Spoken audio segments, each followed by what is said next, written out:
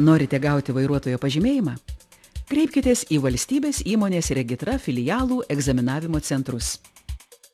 Vairavimo teorijos ir praktikos egzaminus čia leidžiama laikyti neatsižvelgiant į asmens gyvenamąją, darbo ar mokymosi vietą.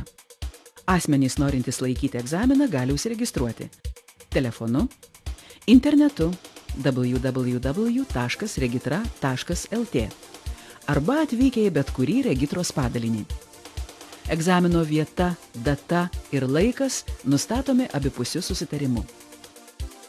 Atvykus į egzaminavimo centrą laikyti teorijos egzamino būtina pateikti asmens tapatybę patvirtinantį dokumentą, vairavimo mokymo kursų baigimo liudijimą, pasiruošę savarankiškai pateikę dokumentą, kad turimas ne žemesnis nei vidurinis išsilavinimas, mokėjimo kvitą už egzaminą.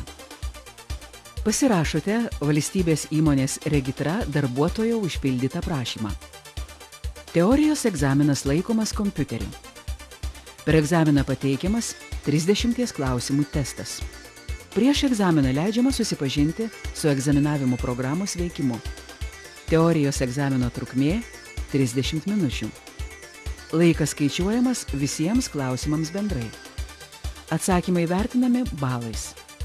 Egzaminas išlaikytas, jei surinkta ne mažiau kaip 80% visų galimų balų.